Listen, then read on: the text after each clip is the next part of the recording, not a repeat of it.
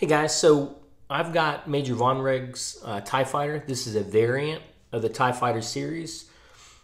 Pretty cool, huh? I got this for Christmas. So what I decided to do today in this video was to show you quickly about how to find the scale of this model.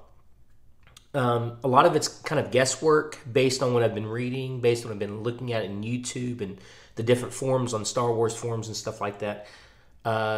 Basically what I did was I tried to find a piece of the Star Wars that was constant, the TIE Fighter vehicle here, that was constant through all the different variants, was the canopy. The canopy is about 1.6 meters in diameter.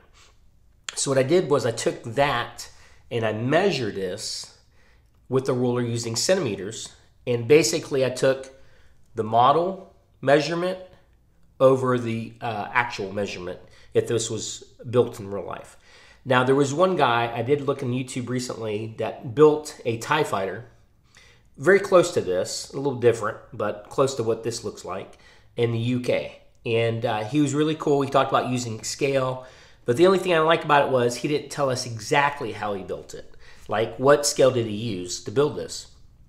So we're going to talk about that real quickly here, about how big this could be, how I use scale to kind of figure that out, and kind of a check on whether I did this right or not. So I'm going to show you what I came up with, okay? So we talked about the canopy. So the canopy, again, is this piece here. So what I did was I measured from here to here, and I've got exactly 4.5 centimeters. So it's 4.5 centimeters for the actual canopy. Now we know based on forums that they say it's about 1.6 meters in diameter. So the canopy is the basically the glass, if you will. It's the octagonal. I don't know if I'm drawing this correctly here. Okay, it's the octagonal shape that's in front of that vehicle, this TIE Fighter right here. So this is about 1.6 meters if this was in real life, if this was actually flying around. And so when I measured it with a ruler, I got 4.5 centimeters. So this is scale, this is actual. So what I'm going to do is I'm going to bring it down. I'm basically going to simplify this a little bit easier to understand. And then that way I could use this with all my other measurements. So I divided 4.5 centimeters, divide by 4.5 to get 1 centimeter. So if I divide this by 4.5 to get to 1, I also have to divide the 1.6 by 4.5. So I did that as well. And I've got, and I had to look at my notes here, I got 0.35 repeating meters. Okay. And so what I did was I took this scale, and again, it's just a guess. It's based on what I've observed, what I've read. Again, I don't, I haven't created this for Disney. I haven't created this for the Lego series. I don't know. I'm sure the truth is out there somewhere. It's just not obviously revealed to me at any point in any place that I can find. So what I did was I took the length, or actually I should say I take the height, I took the width and the length of the TIE Fighter. So what I mean by that is the width would be from here to here. The height would be from the bottom, obviously, to the highest part of the vehicle. And the length would be from the back of the vehicle to the very tip of the wing here, which is basically where the guns are. So the height, and then I also basically, I took the centimeters, the measurements of the actual scale model, and I put them in meters, but also converted it to feet. So let's take a look at this. So the scale, and this is important to use the scale. So the scale is, let's see if I can, so this is the scale. The scale is basically 0.35 meters, right, repeating, to basically 1 centimeter. So this is the model, and this is actual. So if that was in real life, this is actually what it would look like. This is actually how big it would be.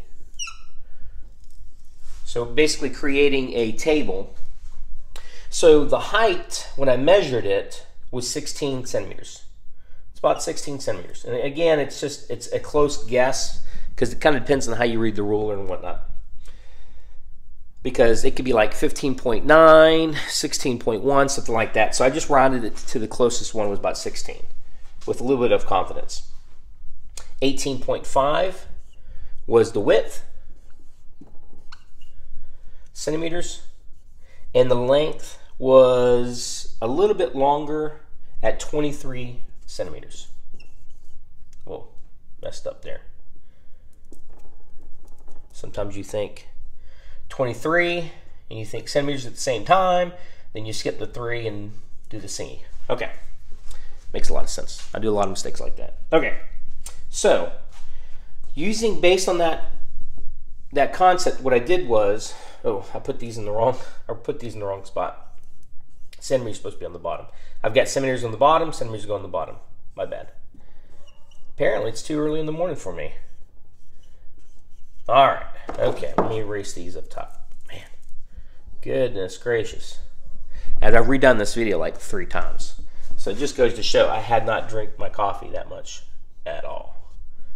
Okay, but it's all right, it's all right. At least you can see I'm human. Okay, so 16 centimeters by 18.5 by 23. And so actually how big would it be? So what I did was 1 centimeter goes in 16 times. And then I take 16 times it by 0.35 and I got 5.6 meters. 5.6 meters. I do the same thing for width. 1 goes in 18.5 times. 18.5 times 0.35 is going to be 6.475. And then the length did the same thing. I got 8.05 meters. So what I did was, the meters, we don't really work with meters in America too much. A little bit, obviously. The scientific community uses the metric system, the military does, for communication with other NATO countries and whatnot. But for us, in practical terms, we don't really use this too much. We use feet. We understand measurements in terms of feet, dimensions in terms of feet. So what I did was I converted the meters over to feet just using basically a Google tool that they had. And when I converted this over, I got to, let's see if I can find my notes, 18.37 feet. If I can find this, there we go, right here.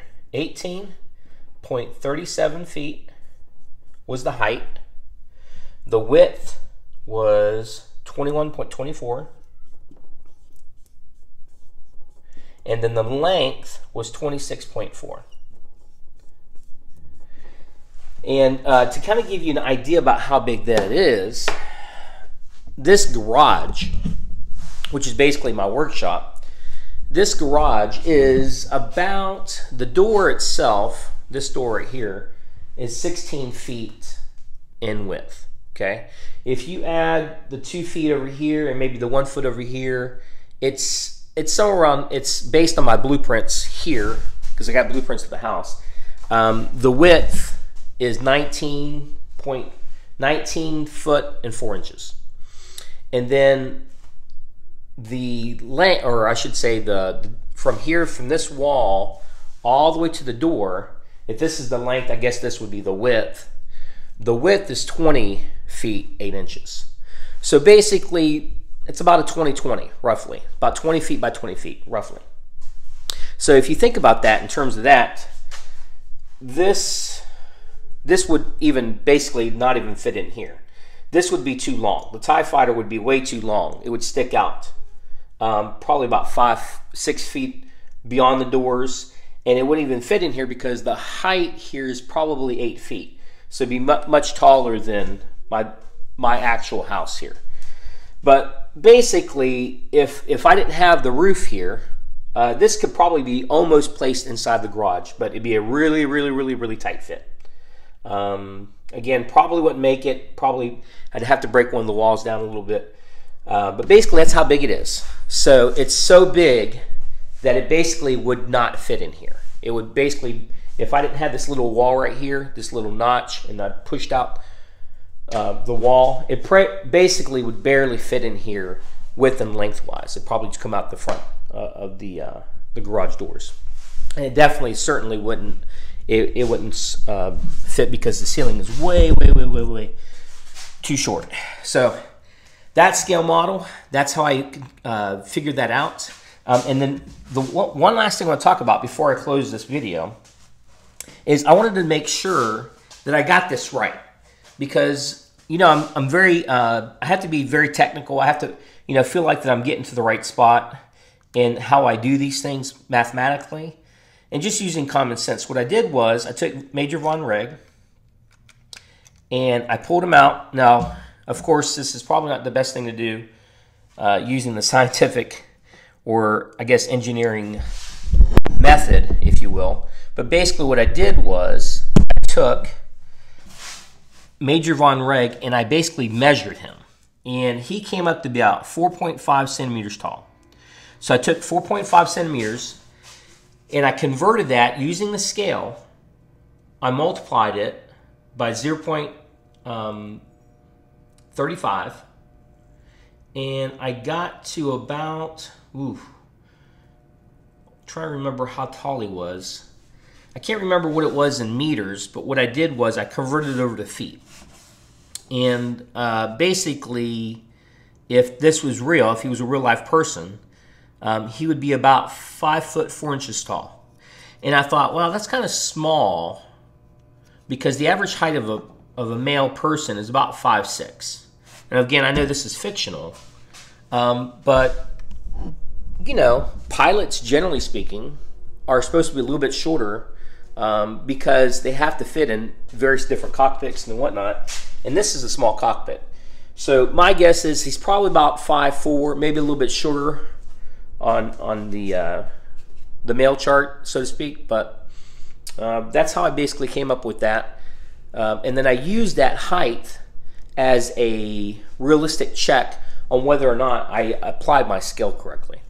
So a lot of times when you're doing your math, you want to make sure, hey, does this make sense? Does this pass the common sense check that I've applied here? So hopefully that helps. Guys, have a great one. God bless, and I'll see you in the next video.